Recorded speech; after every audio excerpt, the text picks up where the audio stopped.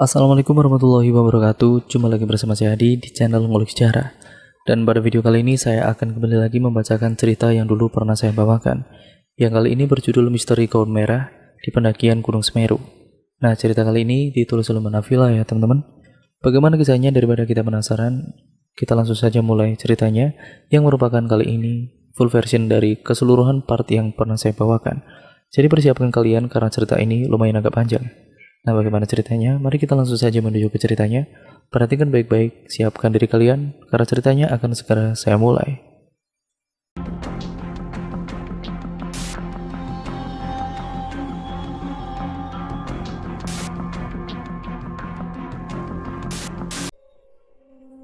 Berawal dari keinginan untuk mendaki ke Gunung Semeru.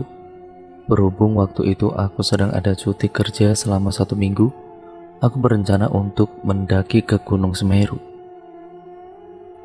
Seminggu sebelum hari pemberangkatan, aku sudah mencoba mengajak beberapa temanku untuk ikut mendaki ke Gunung Semeru.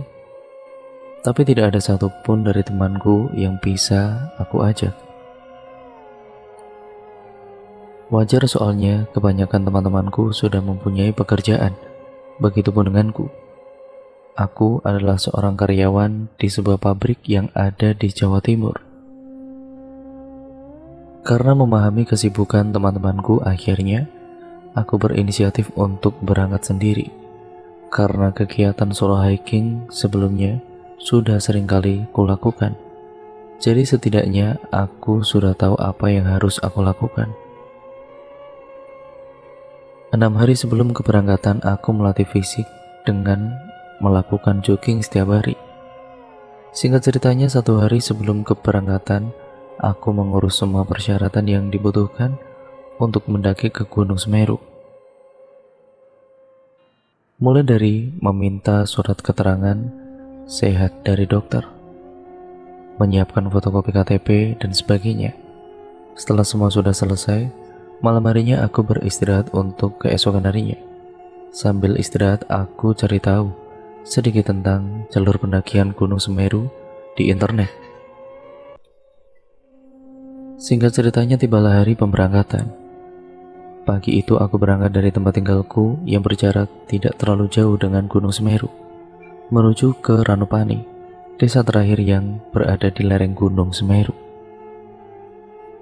Sesampainya di Ranupani, sekitar pukul 9 pagi, aku pun langsung mengurus pendaftaran di pos perizinan. Karena di tahun 2012 itu belum ada sistem booking online dan pendaki gunung, yaitu tepatnya Gunung Semeru, juga bisa dibilang belum seramai sekarang ini. Jadi setelah selesai mengurus pendaftaran pagi itu, aku bisa langsung berangkat. Sebelum berangkat, aku sempat sedikit ragu. Sepertinya aku tidak yakin kalau harus mendaki sendiri ke Gunung Semeru, karena di sisi lain aku belum pernah mendaki ke Gunung Semeru sebelumnya. Sebelum mulai pendakian, aku sempat cari barengan untuk ikut jalan bareng, tapi tidak ketemu. Karena pagi itu masih belum begitu banyak pendaki yang datang, dan karena memang ini bukan hari libur, jadi wajar kalau sepi. Kebanyakan pendaki yang ada di Ranupani waktu itu berniat untuk berangkat nanti sore. Akhirnya aku niat dan kuat. Ya, aku pun kemudian tetap berangkat dan memulai perjalananku. 30 menit berjalan, aku tidak juga berjumpa dengan satu pendaki pun. Dan tidak tahu kenapa tiba-tiba perasaanku menjadi gelisah. Untuk mengusir rasa gelisah itu, aku menyalakan sebatang rokok dan kemudian dihisap sambil berjalan sekitar 30 menit. Sampailah di pos 1. Di situ aku baru bertemu dengan 2 orang pendaki lain yang kebetulan juga akan naik. Di sini aku merasa sedikit lega dan perasaan gelisah yang tadi sudah hilang. Aku pun menyapa 2 orang pendaki itu dan berkenalan, karena sudah lama aku lupa namanya. Yang aku ingat hanyalah kami adalah rombongan dari Malang, dan aku berniat ikut jalan bareng mereka.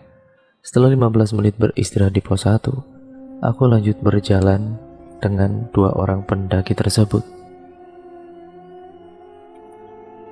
Di sepanjang perjalanan kami saling mengobrol hingga tidak terasa sampailah kami di pos 2. Sesamanya kami di pos 2, kami istirahat lagi. Di situ tiba-tiba perasaan gelisah yang tadi kurasakan muncul kembali. Setelah mendengar ucapan dari dua pendaki yang jalan bareng denganku itu tentang bagaimana medan yang harus ditempuh untuk menuju ke puncak Mahameru, aku merasa kalau pendakian kali ini aku tidak bisa sampai di puncak. Tapi aku tetap positive thinking. Dalam hatiku berkata, yakin aku bisa. 15 menit kami lanjut berjalan lagi hingga sampai di Ranu Kumbolo jam 12 siang. Sesamanya di Ranu Kumbolo, aku benar-benar senang melihat keindahan Ranu Kumbolo itu atau danau yang berwarna kebiru-biruan. Kami pun berjalan ke ujung danau yang biasanya digunakan pendaki untuk ngecamp.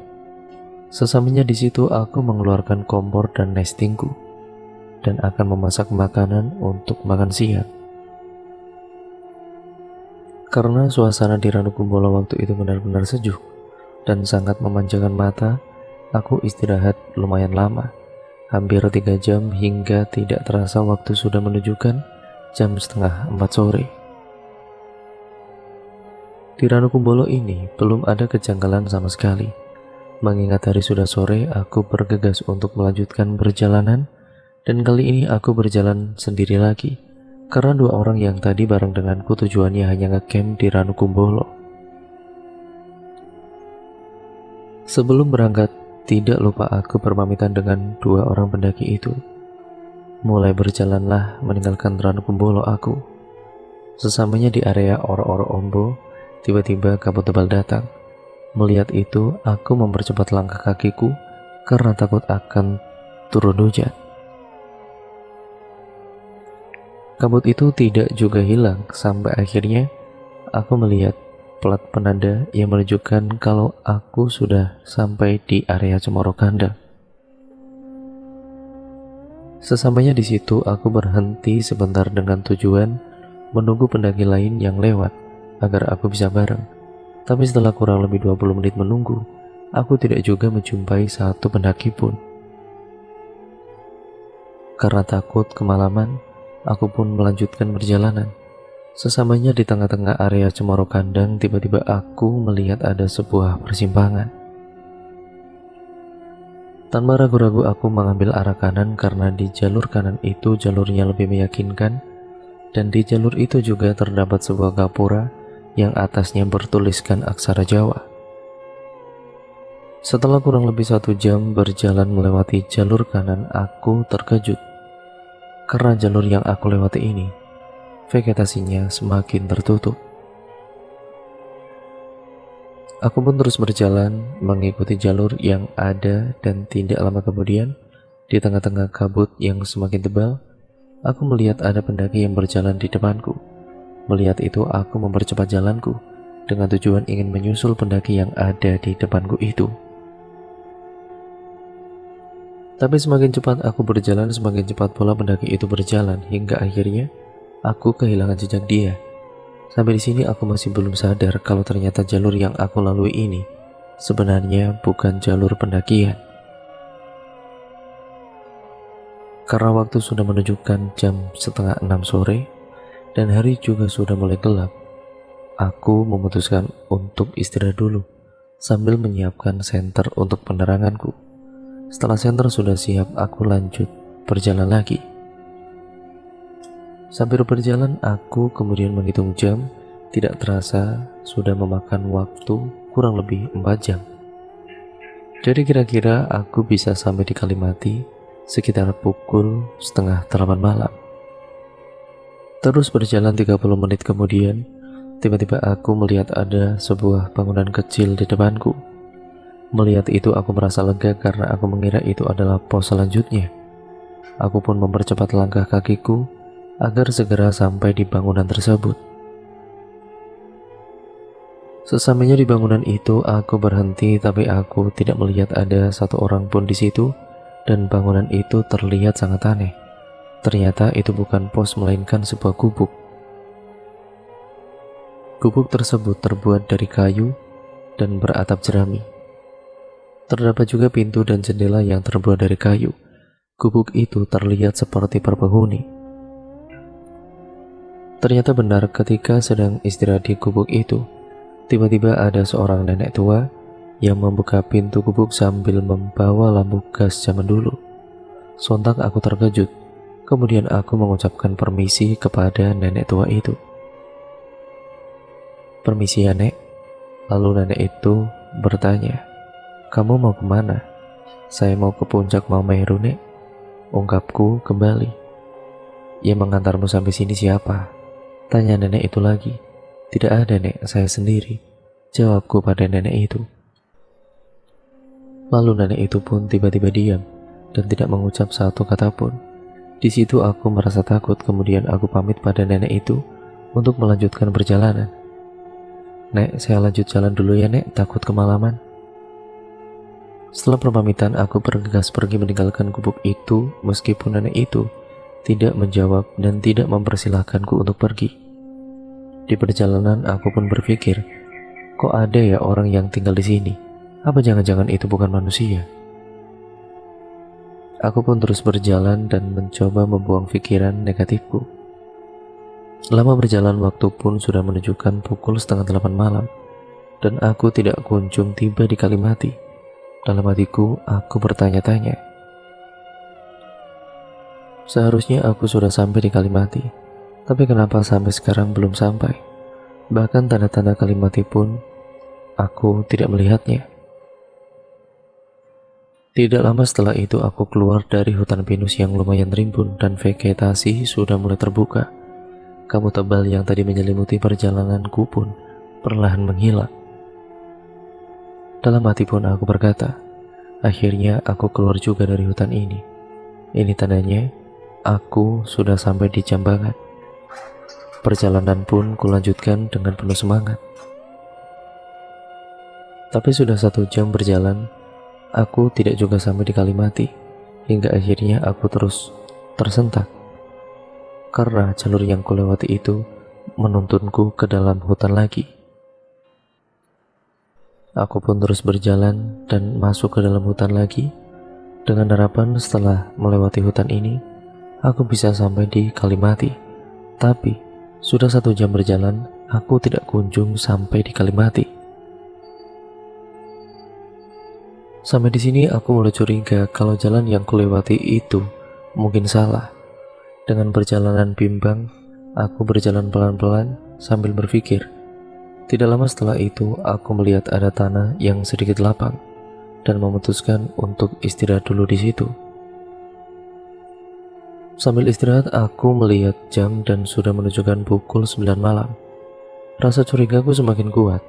Aku sudah yakin kalau kali ini aku benar-benar salah ambil jalur ataupun aku tersesat.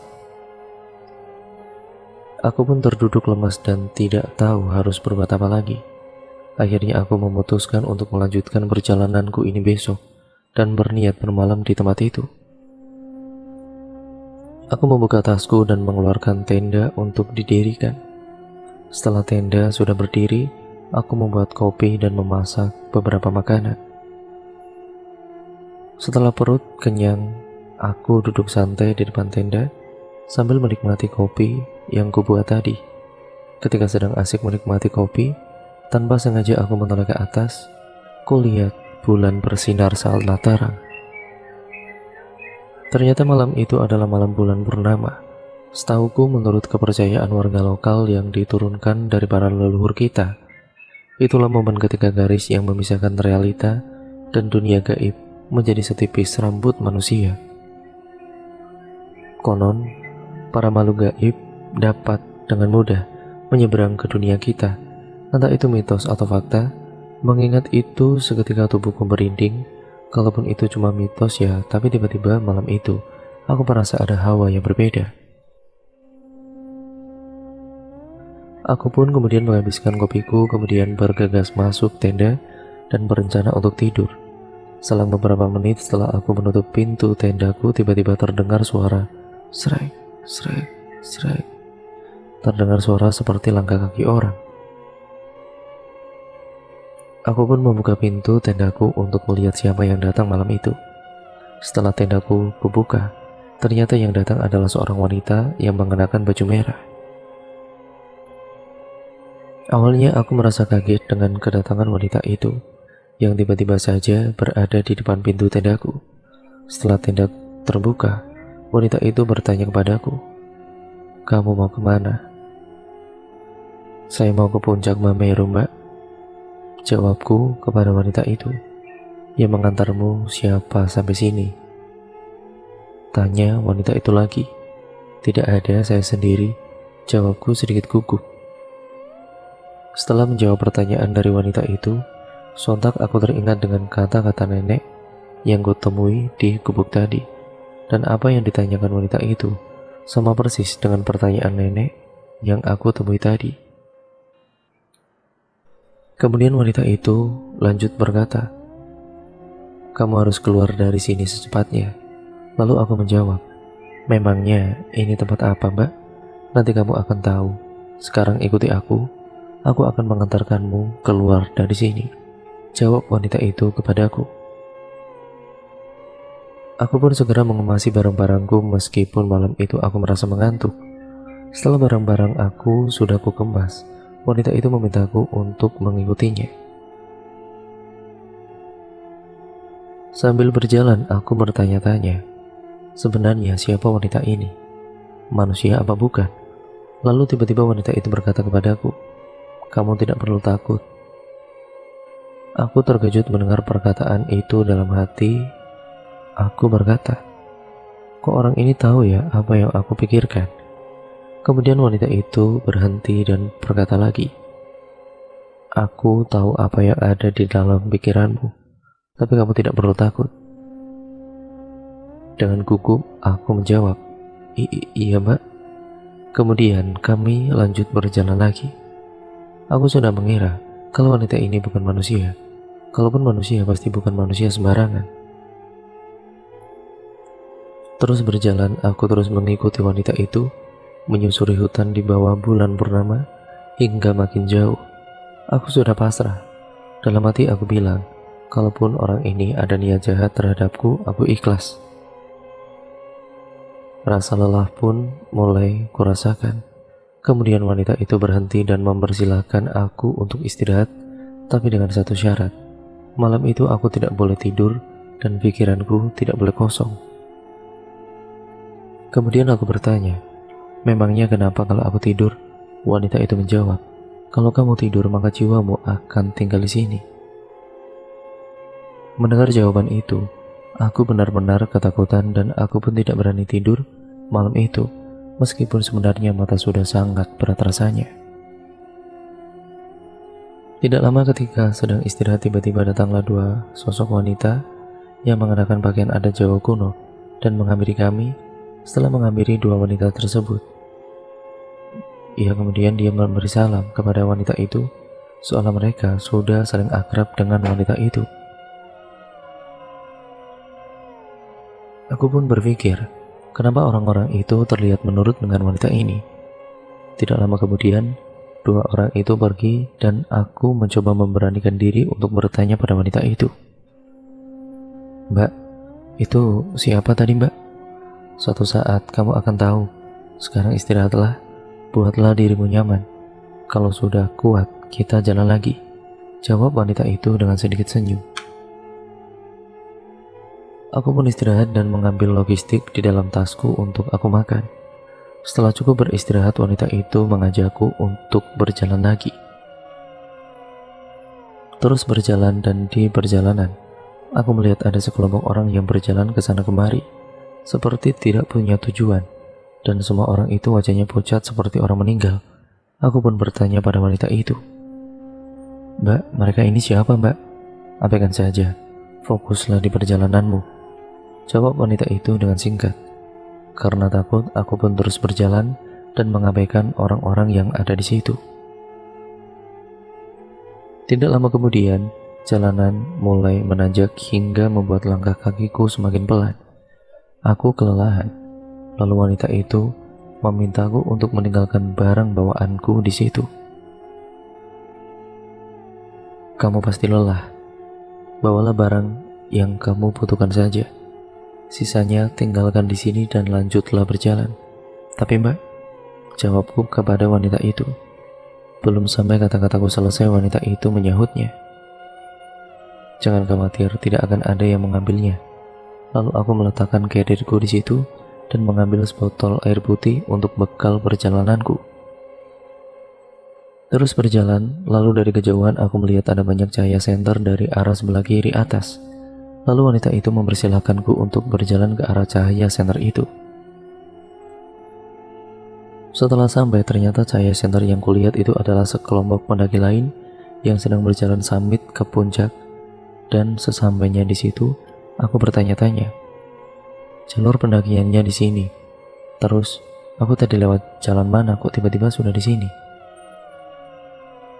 Dan di situ aku sudah tidak melihat wanita berbaju merah itu lagi. Aku pun mencoba memanggilnya sambil menoleh ke segala arah. Mbak, kamu di mana Mbak? Tapi tidak ada jawaban sama sekali. Aku masih terus mencari dan memanggil wanita itu, hingga kata-kataku terdengar oleh salah satu pendaki lain, dan pendaki itu pun hanya bertanya kepadaku, Mas cari siapa Mas? Aku menjawabnya sambil menutupi tentang apa yang sedang aku alami. Enggak Mas, aku lagi cari temanku tapi kayaknya aku udah duluan di atas. Oh ya sudah kalau gitu bareng kita aja Mas, jawab pendaki itu mengajakku. Akhirnya, aku pun ikut berjalan bareng dengan pendaki yang mengajakku itu. Sambil berjalan aku masih tetap mencari wanita itu, tetapi tetap saja tidak menemukannya. Singkat ceritanya, sampailah aku di puncak Mahameru, tepat ketika matahari akan terbit. Tapi di puncak perasaanku gelisah. Aku terus kepikiran wanita berbaju merah itu, antara penasaran dan merasa kehilangan. Seharusnya aku senang karena sudah sampai di Mahameru, tapi ini malah gelisah. Karena hari semakin siang, aku pun kembali turun. Di tengah-tengah perjalanan turun, aku ingat dengan karir milikku yang semalam kutinggalkan. Dalam hati berkata, kemana aku harus ambil tasku semalam? Akhirnya aku pun membiarkannya, karena mau dicari di mana lagi. Tempatnya aku juga tidak tahu. Lagian banyak pendaki lain, aku juga bisa meminta bantuan logistik kepada mereka. Aku pun berjalan turun. Sebelum sampai di Kalimati, aku melihat dari kejauhan tas karirku tergeletak di salah satu pohon di sebelah jalur pendakian. Melihat itu, aku berjalan dan akan mengambilnya. Sesampainya di situ, ternyata benar ini adalah tas milikku semalam. Aku pun berpikir, kok bisa ada di sini? Apa mungkin semalam aku menaruh tasku di sini? Tapi perasaan tempatnya semalam itu tidak kayak gini. Aku pun mengambil tasku dan lanjut berjalan ke Kalimati. Dan di Kalimati itu aku beristirahat sejenak untuk melepas lelah setelah perjalanan ke puncak tadi. Anehnya waktu itu aku tidak merasakan ngantuk sama sekali, padahal semalam aku tidak tidur. Tidak lama istirahat, aku pun lanjut berjalan turun bareng rombongan lain yang kebetulan juga akan turun. Berjalan turun, sambil berjalan, aku kemudian sesekali menoleh ke kanan, kiri, dan belakang untuk mencari wanita yang semalam jalan bareng denganku, dengan tujuan ingin mengucapkan terima kasih, tapi aku tidak juga melihatnya. Dalam hati berkata, kalau saja aku bisa bertemu dengannya lagi, aku ingin mengucapkan terima kasih. Aku mencoba membuang pikiran tentang wanita itu dan menganggap wanita itu sudah kembali ke alamnya.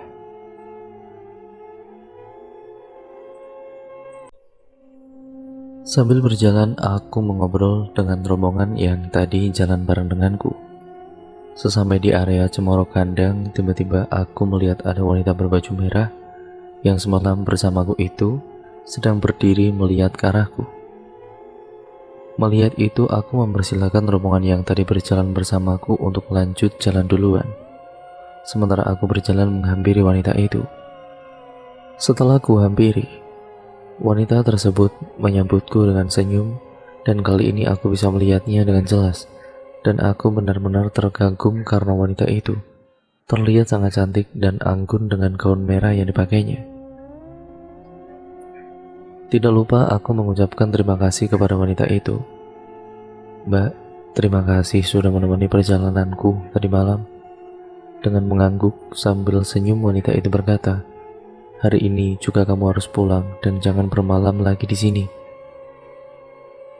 "Iya Mbak, sekali lagi terima kasih banyak," jawabku seakan ingin tetap berada di situ.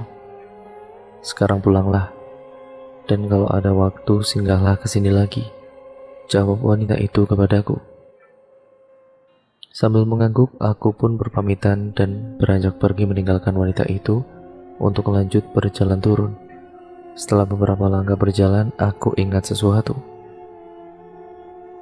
Ternyata tempat berdirinya wanita itu adalah tempat di mana aku menjumpai gapura yang tertulis aksara Jawa kemarin.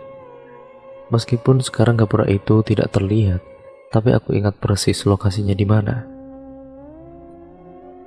Singkat ceritanya, sampailah aku di Ranukumbolo. Di situ aku hanya ingin beristirahat sebentar untuk mengisi perut yang sudah sangat keroncongan. Setelah mengisi perut, aku pun lanjut berjalan turun dan pulang ke rumah. Sesampainya di rumah, aku merasakan capek yang luar biasa. Seakan-akan rasa capek yang aku rasakan selama di gunung itu baru terasa semuanya setelah aku sampai di rumah, hingga akhirnya aku tertidur sampai keesokan harinya. Di rumah aku masih memikirkan wanita yang kutemui di gunung itu meskipun aku tidak tahu namanya. Karena waktu itu aku tidak sempat menanyakan, tapi aku berniat untuk kembali ke Gunung Semeru kalau ada waktu luang. Hari terus berlalu, bulan berganti bulan, hingga berganti tahun, dan selama itu aku masih tidak bisa melupakan kejadian yang aku alami ketika berada di Gunung Semeru waktu itu, termasuk wanita berbaju merah yang aku temui. Di rumah aku tidak pernah menceritakan hal ini kepada teman-temanku ataupun keluargaku, hingga akhirnya aku mempunyai waktu luang dan kembali ke Gunung Semeru dengan niat ingin bertemu dengan wanita berbaju merah yang pernah ku temui waktu itu. Sebelum berangkat, aku memikirkan resiko yang akan kutanggung, karena tujuanku ke Gunung Semeru kali ini adalah ingin menemui sesuatu yang bisa dikatakan gaib. Setelah berpikir panjang, akhirnya keputusanku sudah bulat dan tetap berangkat. Singkat ceritanya, di pertengahan antara bulan 2 sampai bulan 7 tahun berikutnya, aku berangkat ke Gunung Semeru. Sesampainya di Ranupani, aku melihat ada banyak perubahan pada desa ini. Kelihatan sangat bagus. Aku pun mengurus izin ke pos. Setelah selesai, dia memulai perjalanannya. Singkat ceritanya, siang hari aku sampai di Ranukumbolo. Karena hari masih siang, aku memutuskan untuk santai dulu dengan tujuan menunggu sore hari. Karena aku ingin mengulang waktuku seperti dulu pertama kali aku mendaki ke sini. Di situ aku menggelar matrasku di sebelah shelter Ranukumbolo, kemudian makan, ngopi, dan tidur. Pokoknya nyantai banget. Karena aku terbawa udara sejuk dan angin sepoi-sepoi, tidak disengaja aku tertidur. Ketika sedang tertidur, aku sedikit bermimpi aneh. Di dalam mimpiku, aku seperti berjalan di sebuah perkampungan yang tidak berpenghuni. Dan di tengah-tengah perkampungan itu, ada sebuah istana yang berdiri sangat megah. Mimpi itu tidak berlangsung lama karena sore itu aku terbangun oleh pendaki lain yang sengaja membangunkanku. "Mas, bangun mas, udah sore." "Apa nggak bangun tenda mas?" ucap pendaki lain yang membangunkanku. Tapi setelah bangun, aku tidak mendirikan tenda dan bergegas mengemasi matrasku, kemudian melanjutkan perjalanan. Mulai perjalanan, di perjalanan tiba-tiba aku ragu. Dalam batinku aku berkata, apakah aku bisa bertemu dengan wanita itu lagi? Kalau tidak, berarti perjalananku kali ini bakal sia-sia. Dan seketika itu juga aku ingat dengan mimpiku tadi, tapi tidak begitu kuhiraukan. Aku menganggap itu hanyalah bunga tidur saja. Ketika sedang berjalan melewati area Oro-Oro Ombo, tiba-tiba aku mendengar ada suara keramaian dari kejauhan. dan suara itu terdengar seperti orang yang sedang melakukan upacara ritual, tapi suara itu tidak begitu jelas. Sesekali terdengar, sesekali menghilang. Aku pun mengabaikannya. Aku menganggapnya mungkin itu adalah suara pendaki di tempat lain. Aku pun terus berjalan hingga sampailah aku di area Cemoro Kandang sebelum matahari tenggelam. Sesampainya di situ, aku mencari tempat di mana terakhir kali aku melihat wanita berbaju merah. Tapi aku kebingungan karena kondisi hutannya sudah tidak seperti dulu lagi. Sambil berjalan, aku menoleh ke berbagai arah untuk mencari tempat yang sedang kucari. Tidak lama kemudian, aku melihat dari kejauhan ada sosok wanita berbaju merah yang melambaikan tangannya kepadaku. Melihat itu, aku berpikir, apa wanita itu yang sedang aku cari? Aku pun memberanikan diri untuk berjalan mendekati wanita tersebut. Setelah sampai, ternyata benar itu adalah wanita yang dulu pernah aku temui. Dengan paras yang sangat cantik dan tampak sangat anggun, sama seperti terakhir kali aku melihatnya. Melihat kedatanganku, wanita itu berkata, "Kamu datang lagi ternyata." Aku menjawab, "Iya, Mbak. Aku sengaja datang ke sini. Kamu pasti lelah, mari singgah ke tempatku," ucap wanita itu mengajakku. Wanita itu mengajakku berjalan, dan setelah beberapa langkah berjalan, aku melihat ada sebuah gapura besar yang di atasnya bertuliskan aksara Jawa lagi. Akan tetapi gapura ini tidak sama dengan gapura yang sempat kulihat waktu itu. Ini lebih besar, tapi dengan tulisan yang sama. Melihat itu, aku bertanya, "Itu tempat apa, Mbak?" Sambil tersenyum, wanita itu menjawab, "Nanti kamu akan tahu sendiri." Kami pun berjalan masuk gapura itu. Setelah masuk, ternyata di balik gapura itu adalah sebuah perkampungan yang sangat luas dan terdapat beberapa bangunan rumah tua adat Jawa. Tiba-tiba setelah masuk, datanglah sebuah kereta kuda yang menjemput kami. Wanita itu mempersilahkanku untuk menaiki kereta tersebut bersamanya. Dalam perjalanan menaiki kereta kuda itu, aku melihat sekelilingku yang terdapat beberapa rumah tua, dan itu mengingatkan aku tentang mimpiku di Ranu Kumbolo tadi. Dalam hati aku berkata, tempat ini kok hampir sama dengan mimpiku tadi ya. Tidak lama setelah itu, aku juga melihat ada sebuah istana megah yang berdiri di depanku, dan ketika kuda yang kami naiki membawa kami ke istana itu dan berhenti tepat di depan istana tersebut. Setelah berhenti, wanita itu pun mempersilahkan aku untuk turun. Setelah turun, aku bertanya, "Mbak, ini tempatnya apa? Besar sekali." "Ini adalah tempat tinggalku," ucap wanita itu sambil tersenyum. Aku benar-benar terheran-heran melihat istana semewah ini. Lalu wanita itu mengajakku untuk masuk ke dalam istana. Setelah masuk, aku disambut meriah oleh para penghuni itu. Ya, bagaikan seorang tamu. Mendengar sambutan itu, aku teringat dengan suara yang kudengar ketika sedang berjalan di Oro-Oro Ogo tadi. Aku pun berkata dalam hati, ini seperti suara yang aku dengar tadi. Setelah sampai di dalam istana, wanita itu mempersilahkanku untuk istirahat dan masuk di sebuah ruangan yang cukup mewah. Ketika sedang istirahat, aku berpikir lagi, apakah wanita itu seorang ratu?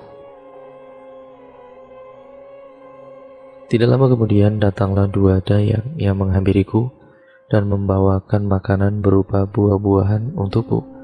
Aku pun mengucap terima kasih, dan setelah itu mereka pergi. Tidak lama setelah dua dayang itu pergi, wanita berbaju merah datang kepadaku dan berkata, "Apa yang membawamu kembali ke sini?" Aku menjawab, "Aku sengaja ke sini karena ingin menemuimu." "Untuk apa kamu ingin menemuiku?" tanya wanita itu kepadaku. Aku ingin mengucapkan terima kasih karena waktu itu kau telah membantuku," jawabku dengan gugup. "Kamu sudah pernah mengucapkan itu," sahut wanita itu. Lalu tiba-tiba wanita itu memberi pertanyaan yang sulit bagiku untuk menjawabnya. Apa kamu tertarik denganku? Iya, maksudnya aku kagum, jawabku dengan spontan. Kamu pasti sudah tahu kalau aku bukan manusia sepertimu. Tapi jika kamu memang benar-benar tertarik kepadaku, jiwamu, kamu harus tinggal di sini bersamaku untuk menjadi pendampingku. Aku terdiam. Aku tidak menjawab apapun setelah mendengar perkataan dari wanita itu. Kemudian wanita itu memberiku waktu untuk berpikir dan pergi meninggalkanku. Aku benar-benar bingung. Kemudian aku beranjak keluar dari istana yang kutempati itu untuk mencari udara segar sambil memikirkan semuanya. Setelah sampai di luar, aku heran karena melihat langit yang seharusnya sudah gelap masih terlihat terang dan cuaca sedikit berkabut. Aku berjalan mengelilingi kampung yang tidak berpenghuni itu, dan otakku benar-benar terperas untuk mempertimbangkan semua ini. Setelah lama berpikir dan mengingat wanita itu memang sangat cantik dan terlihat anggun di mataku, akhirnya aku mengambil keputusan untuk tinggal di sini dan mendampingi wanita tersebut. Tidak lama setelah keputusanku ambil ini, tiba-tiba dari kejauhan aku melihat ada pendaki cewek yang sedang berjalan membawa senter dan menyusuri kampung tersebut. Aku pun menghampirinya.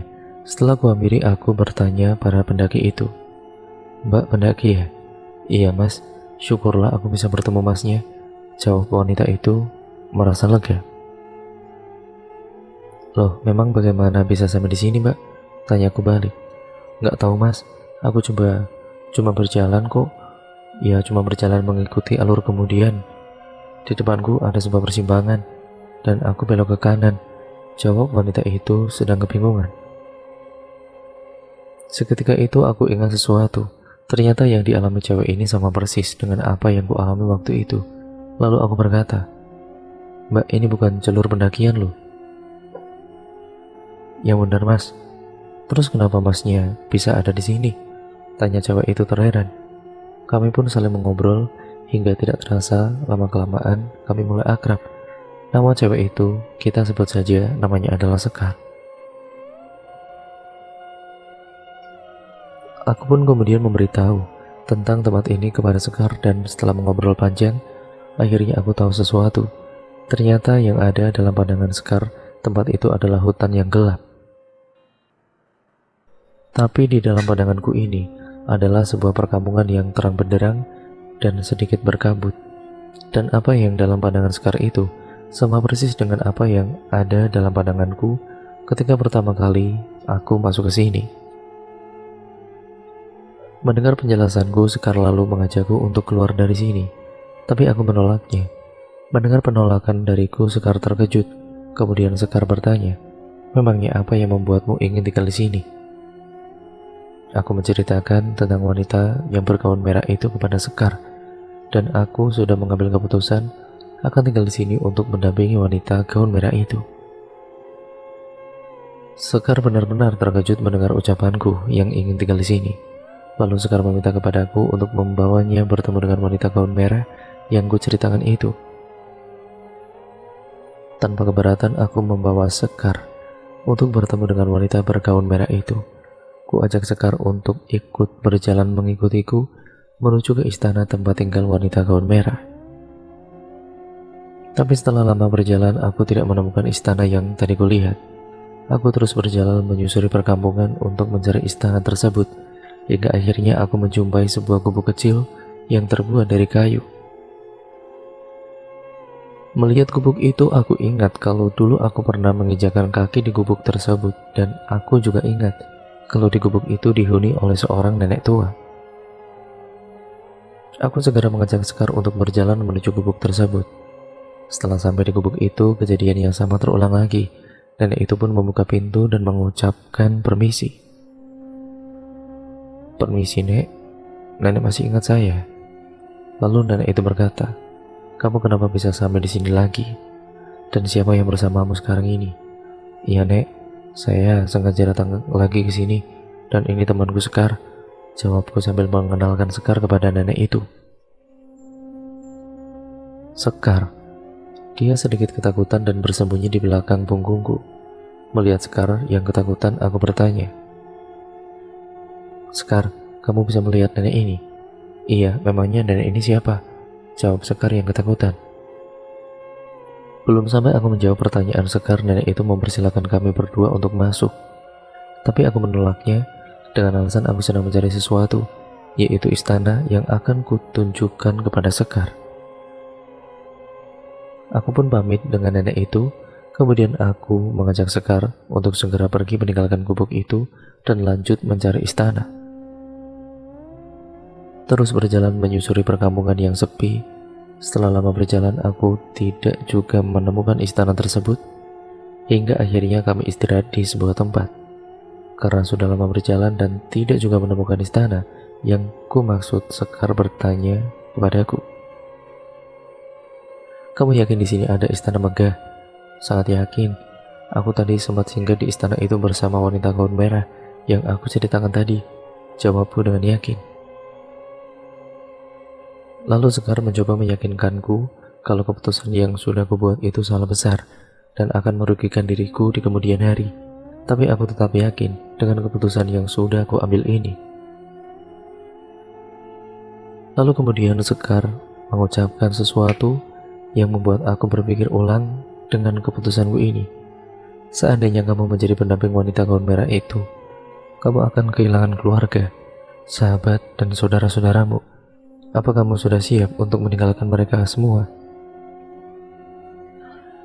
Kata-kata itu sedikit mengetuk hatiku. Kemudian aku bilang pada Sekar, "Kamu benar, Sekar.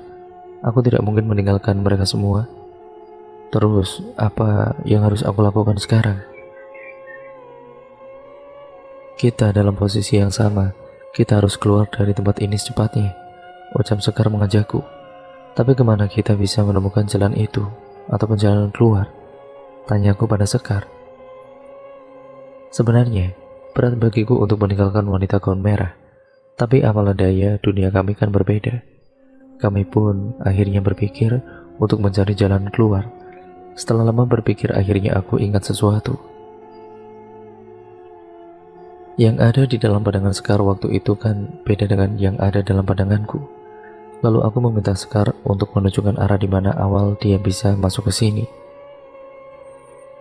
Mendengar itu, Sekar sedikit berpikir. Lalu kami berdua beranjak berdiri dan mencari jalan yang sudah membawa Sekar ke tempat ini.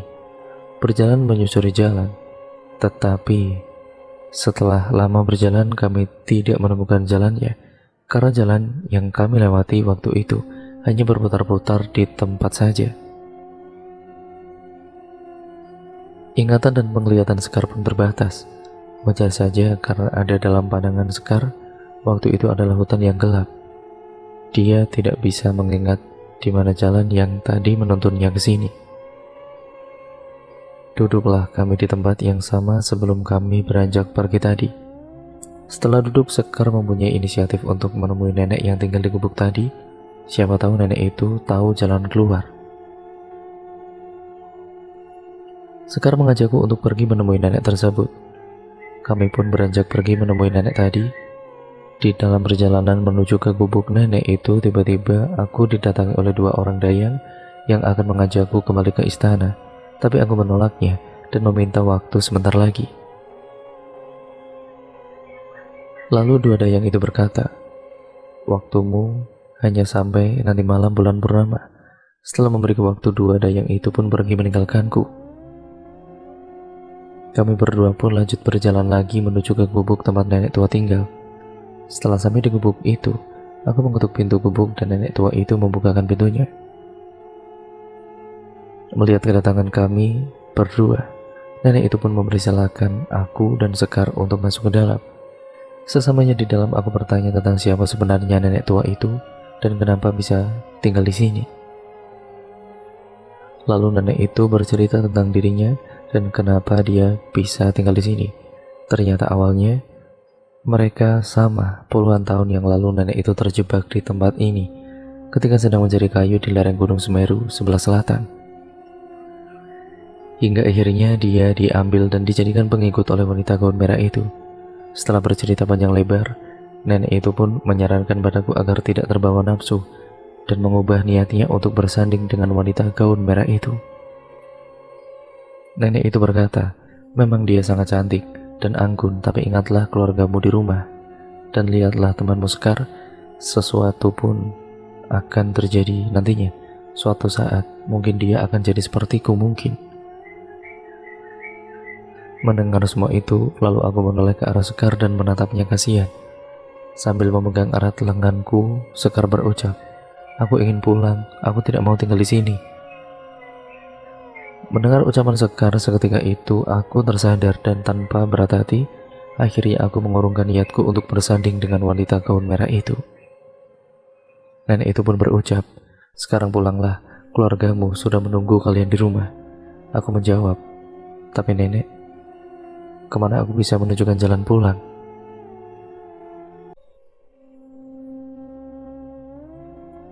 Lalu nenek itu memberi petunjuk jalan agar kami bisa keluar dari sini dan kembali pulang.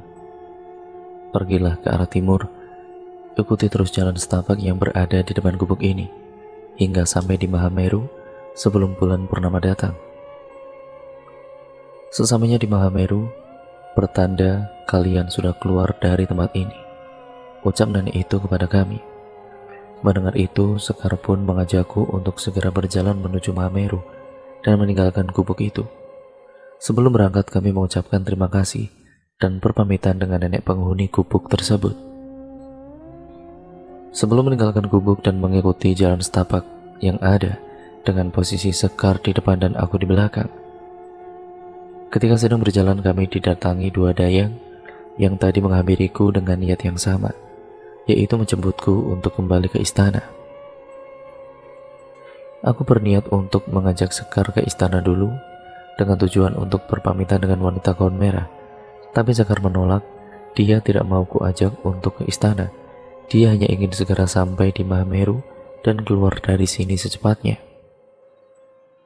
Lalu aku menitipkan pesan kepada dua dayang tersebut agar disampaikan kepada wanita gaun merah kalau aku akan meninggalkan tempat ini dan mengurungkan niatku untuk tinggal di sini. Setelah mendengar pesan dariku, lalu dua dayang itu pun pergi dan aku serta Sekar pun kembali melanjutkan perjalanan. Terus berjalan, tapi jalan setapak yang kami lalui ini malah menuntun jalan kami ke dalam hutan. Tapi mengingat perkataan nenek tadi itu, kami pun tetap berjalan mengikuti jalan setapak yang ada. Masuklah kami ke dalam hutan itu, tapi lama-kelamaan jalan yang kami lewati ini semakin rimbun. Sepertinya jalan ini sebelumnya belum pernah dilewati oleh manusia. Melihat kondisi jalan yang seperti ini, Sekar berkata kepadaku, "Mas, jalannya kok kayak gini, Mas?" Aku menjawab dengan bingung. Aku juga gak tahu, Sekar. Tapi meskipun rimbun, ini masih ada jalan setapak. Aku mencoba meyakinkan Sekar meskipun sebenarnya aku juga tidak tahu. Kami pun terus berjalan dan meminta Sekar untuk berganti posisi dengan tujuan agar aku bisa menebas semak untuk membuka jalan. Dengan susah payah aku menebas semak yang hanya menggunakan dua tanganku hingga semakin jauh dan semakin dalam. Tidak lama kemudian aku mencium bau yang tidak wajar, yaitu bau bunga melati bercampur bunga kenanga yang sangat menyengat. Langkah kakiku pun berhenti, kemudian aku berbalik badan dan aku bertanya pada Sekar apakah dia juga mencium bau yang sama. Tapi pertanyaanku tidak jadi kuucapkan karena ternyata bau wangi itu bersumber dari tubuhnya Sekar. Seketika itu pula aku terdiam, kemudian Sekar bertanya, "Kenapa bengong, Mas?" Aku menjawab, enggak Sekar, kamu sehat kan?" Tanyaku dengan gugup. "Iya, aku gak apa-apa," jawab Sekar dengan polos. Lalu aku kembali menebas semak dan lanjut berjalan lagi. Sambil berjalan, aku merasa cemas dan sedikit takut. Sebenarnya apa yang terjadi pada Sekar dan kenapa badannya mengeluarkan bau wangi-wangian ataupun bau wangi orang meninggal? Karena merasa ada yang aneh, akhirnya aku berhenti lagi dan bertanya pada Sekar, "Sekar, kamu mencium bau wangi enggak?" Sekar menjawab, "Enggak." "Bau wangi yang kayak gimana?" Mendengar jawaban itu, aku terkejut Dalam hatiku, aku benar-benar bilang, masa bau sewangi ini tidak dicium oleh Sekar? Kemudian aku berucap, oh udah enggak, tadi sempat mencium bau wangi kok. Aku pun kemudian mengajak Sekar untuk lanjut berjalan lagi. Tidak lama kemudian, akhirnya kami keluar dari hutan yang rimbun itu dan vegetasi sudah mulai terbuka. Mahameru pun sudah terlihat jelas menjulang tinggi di depanku. Lalu ku ajak Sekar untuk istirahat dulu di sebuah tempat yang di situ terdapat sebuah batu besar. Ketika sedang istirahat, aku benar-benar terkejut karena melihat wajah Sekar yang tiba-tiba terlihat sangat pucat dan juga lemas. Melihat itu, aku bertanya pada Sekar, "Sekar, kamu sakit?" Sekar hanya menggelengkan kepalanya dan tidak menjawab apapun. Dia terlihat sangat lemas dan tidak bertenaga sama sekali. Dengan posisi selonjoran bersandar di sebuah batu besar tempat kami istirahat itu. Aku benar-benar panik melihat keadaan Sekar itu. Sambil menangis aku berucap, "Sekar, kamu kenapa?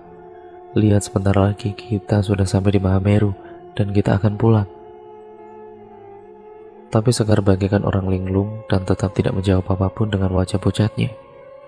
Di saat aku sedang panik dengan keadaan Sekar, tidak lama kemudian datanglah sosok wanita bergaun merah dan dua dayang di sebelahnya dari arah hutan yang tadi kami lewati. Melihat kedatangan wanita itu, aku sangat ketakutan. Aku takut kalau wanita itu akan marah karena aku mengurungkan niatku untuk bersanding dengannya. Wanita itu pun perlahan mendekat kepadaku, kemudian aku berkata, "Maaf, aku tidak sempat memberitahu tentang keputusanku ini, dan maaf aku tidak sempat pamit untuk pergi." Dengan anggun wanita itu menjawab, "Aku tidak marah. Aku tidak memaksa jika memang kau tidak sudi bersanding denganku. Terima kasih. Aku tidak tahu harus memanggilmu dengan sebutan apa," tanyaku sedikit lega. "Panggil aku sesuka hatimu saja. Sekarang pulanglah, tapi biarkan tempatmu di sini. Aku sudah berniat mengangkat sukmanya sebagai pengikutku," kata wanita itu kepadaku. Karena itulah aku menyebut wanita itu dengan sebutan wanita gaun merah. Mendengar perkataan wanita itu, aku tersentak karena wanita itu menginginkan Sekar untuk menjadi pengikutnya. Tapi aku tidak ingin pergi tanpa Sekar. Lalu aku memohon pada wanita gaun merah itu agar mengizinkan Sekar pulang dan mengurungkan niatnya. "Tolong izinkan Sekar pulang bersamaku. Bagaimanapun juga kami sama. Orang-orang terdekatnya pasti akan kehilangan kalau dia tinggal di sini, termasuk aku," ucapku memohon pada wanita gaun merah. Beruntunglah Sekar setelah mendengar permohonan dariku. Akhirnya wanita gaun merah itu pun mengurungkan niatnya dan membiarkan Sekar pergi bersamaku. Lalu wanita itu berkata, "Sekarang berangkatlah dan bawalah Sekar. Kalian harus meninggalkan tempat ini sebelum besok malam bulan purnama. Kali ini aku tidak mengantar, tapi akan ada yang mengawasi kalian." "Tapi keadaan Sekar seperti ini, apa kami harus tetap ke Mahameru agar bisa keluar dari tempat ini?" jawabku dengan bingung. "Ya, jalan menuju Mahameru adalah pintu gerbang untuk keluar dari sini," jawab wanita itu kepadaku. Setelah itu wanita gaun merah pergi meninggalkan kami berdua. Dan seketika itu juga, Sekar terlihat seperti sedia kala. Wajah pucatnya sudah tidak terlihat lagi dan aroma wangi yang ada di tubuhnya Sekar pun sudah tidak tercium lagi. Melihat Sekar yang sudah seperti sedia kala, aku merasa tenang dan senang, tapi masih sedikit berpikir, karena masih harus berjalan ke Mahameru. Setelah cukup beristirahat dan aku segera mengajak Sekar untuk lanjut berjalan. Dan perjalanan ke Mahameru pun kali ini pastinya akan berat, karena kami harus berjuang dengan tenaga sendiri. Lanjut berjalan menuju ke Mahameru. Setelah kurang lebih 300 meter berjalan, kami pun sudah masuk dalam hutan lagi, dan jalanan mulai menanjak drastis. Kami berjalan selangkah demi selangkah, melewati jalan yang berpasir dan menanjak. Lama berjalan, aku dan dia hampir mencapai batas kemampuanku. Aku kelelahan dan tubuhku kedinginan. Melihatku yang kelelahan, Sekar memintaku untuk istirahat dan kami pun duduk bersandar di pohon. Ketika sedang beristirahat, aku merasa ini benar-benar berbeda. Dulu sepertinya aku tidak selelah ini, tapi sekarang, tidak lama kemudian, tampak dari atas kami melihat ada beberapa orang yang berjalan turun.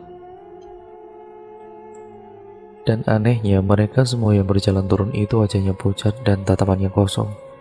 Kejadian ini mengingatkanku dengan orang-orang yang pernah kulihat waktu itu.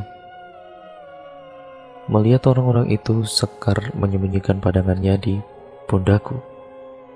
Lalu tidak lama kemudian, kami dikagetkan oleh kedatangan nenek yang tinggal di gubuk waktu itu.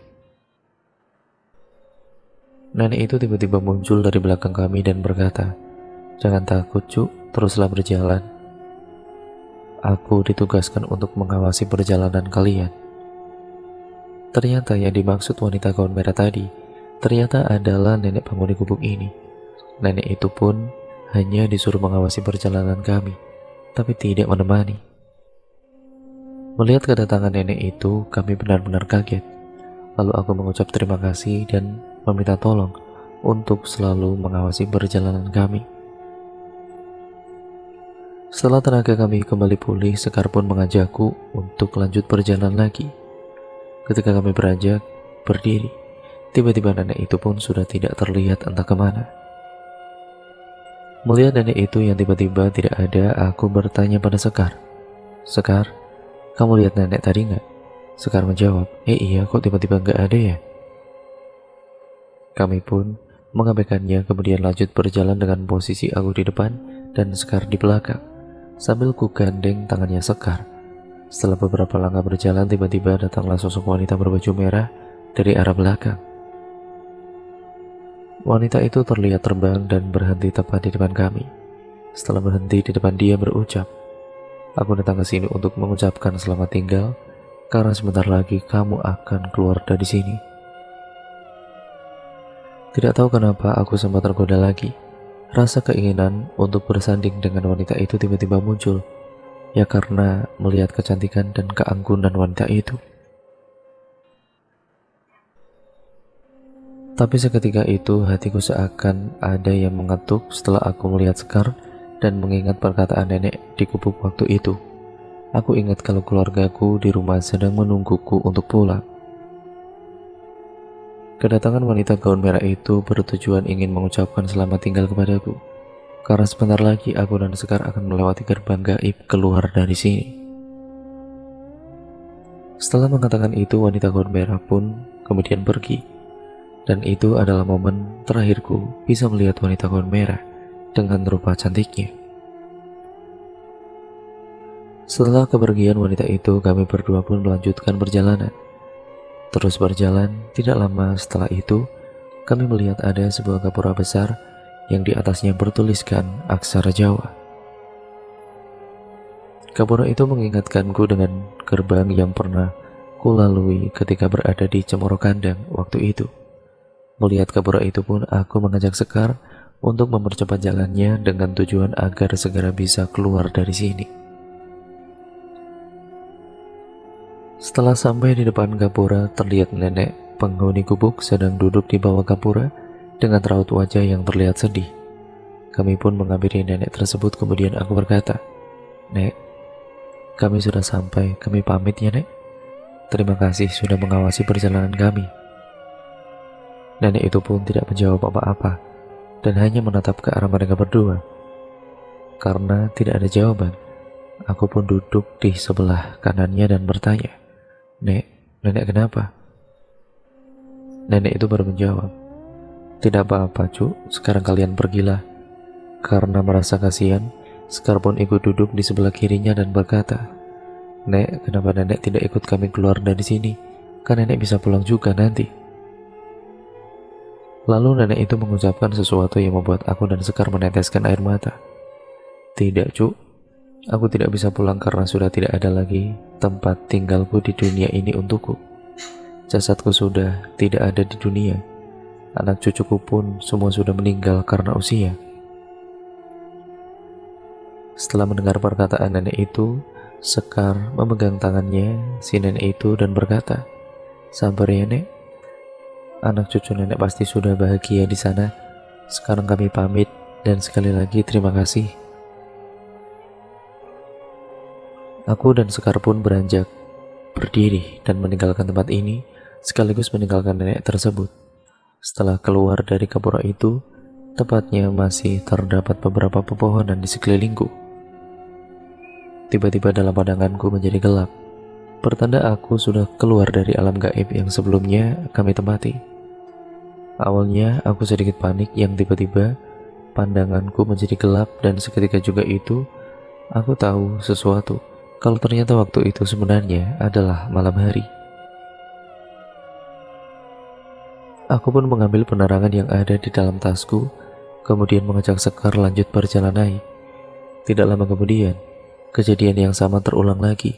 Dari kejauhan aku melihat ada banyak cahaya senter dari arah sebelah kiri atas. Mengingat kejadian ini sudah pernah aku alami, aku bergegas mengajak Sekar untuk berjalan menuju ke arah cahaya senter tersebut sambil bilang, "Lihat Sekar, itu pendaki lain yang sedang summit, ayo ke sana." Sambil berjalan dalam hati aku berkata, akhirnya aku bisa kembali ke alamku lagi. Setelah sampai di sumber cahaya itu, aku dan Sekar pun berjalan ke puncak Mahameru, dan sampailah kami di Mahameru tepat sebelum matahari terbit. Jadi kondisi Mahameru waktu itu masih sedikit gelap. Sampai di Mahameru, aku bersujud merenungi apa yang sudah aku alami tadi. Mengingat kami harus cepat-cepat pulang, jadi di puncak kami tidak lama, hanya sekedar bersujud, setelah itu kembali turun. Berjalan turun, mungkin waktu itu perjalanan kami beda dengan pendaki lain. Sepanjang perjalanan turun, aku berpapasan dengan beberapa pendaki yang akan naik, dan tidak banyak dari mereka bertanya, "Kok udah turun, Mas?" Aku pun menanggapi dengan alasan kalau dia sedang buru-buru. Singkat ceritanya, pagi itu kami sampai di Kalimati.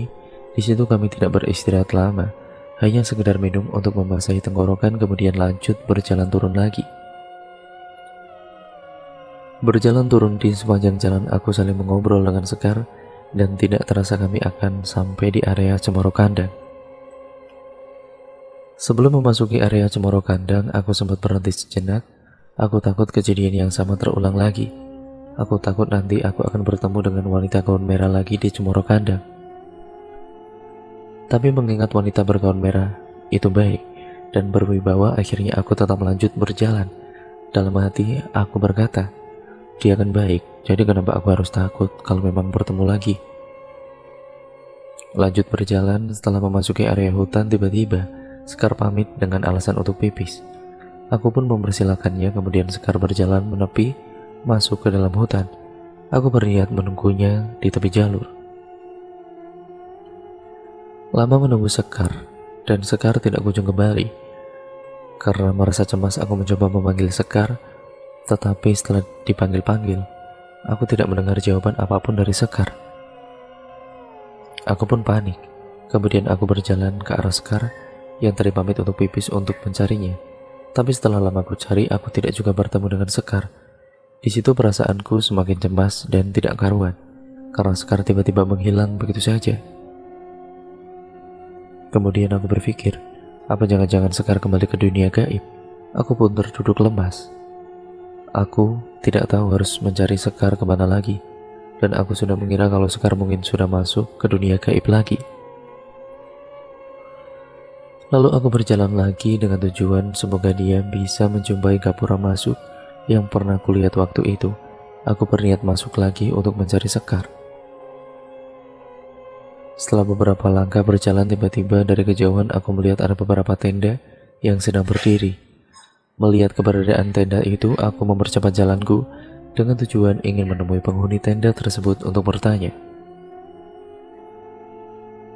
Setelah sampai di situ, ternyata di situ ada dua pendaki. Aku pun bertanya pada mereka, "Mas, lihat teman saya jalan lewat sini nggak?" Lalu salah satu dari mereka menjawab, "Nggak ada Mas, nggak ada orang lewat sama sekali dari tadi, memangnya kenapa?" Dengan panik aku menjawab, "Teman saya hilang, Mas." Orang-orang yang ada di situ pun ikut panik. Kemudian salah satu dari mereka bertanya lagi, "Loh, kok bisa? Awalnya gimana kok bisa hilang, Mas?"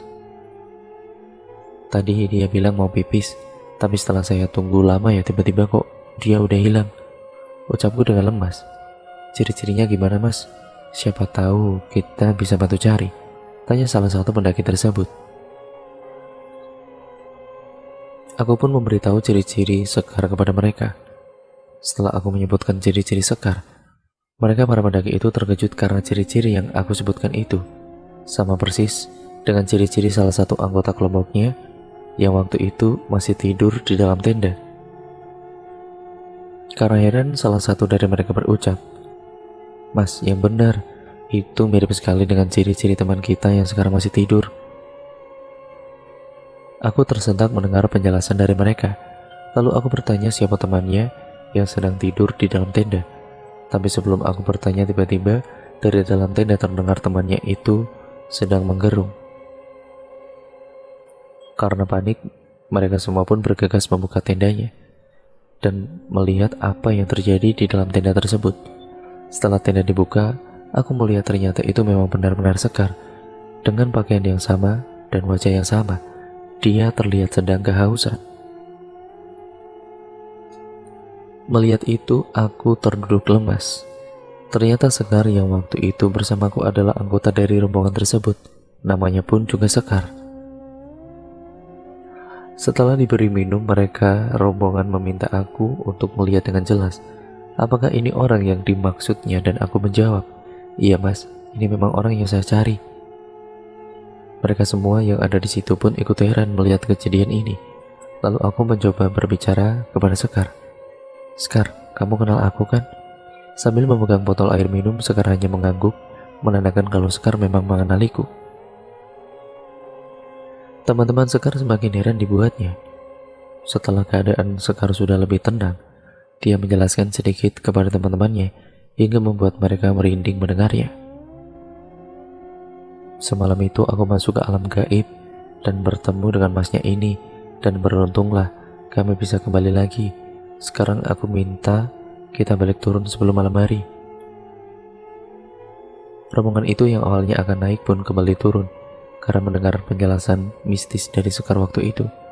Mereka segera mengemasi barang-barangnya, dan pagi itu juga mereka kembali turun dengan selamat. Singkat ceritanya, sampailah kami semua di daerah Tumpang. Sesamanya di situ kami berpisah dengan rombongan Sekar dan kembali ke rumah masing-masing. Sesampainya di rumah, aku pun sadar betapa berharganya keluarga yang kumiliki dibandingkan harus bersekutu dengan alam gaib yang hanya untuk pemuas nafsu belaka. Kejadian ini menjadi pembelajaran yang berharga bagiku yang bisa kita ambil hikmahnya dan kita jadikan sebagai pelajaran. Tali silaturahmi akhirnya terjalin di antara aku dan Sekar setelah kejadian di Gunung Semeru itu. Dan cerita pun akhirnya selesai sampai di sini ya teman-teman. Terima kasih untuk kalian semua yang sudah menyimak video kali ini. Untuk kalian yang belum menyimak part sebelumnya, saya sarankan untuk kalian menyimaknya terlebih dahulu agar kalian mengerti keseluruhan alur ceritanya dari awal sampai part akhir ini. Terima kasih, kurang lebihnya mohon maaf. Dan jangan lupa like, comment, dan share serta subscribe channel ini, serta nyalakan tombol lonceng notifikasinya agar kalian tidak ketinggalan video terbaru selanjutnya dari channel ini. Sekian dan terima kasih, sampai berjumpa di video terbaru selanjutnya. Wassalamualaikum warahmatullahi wabarakatuh.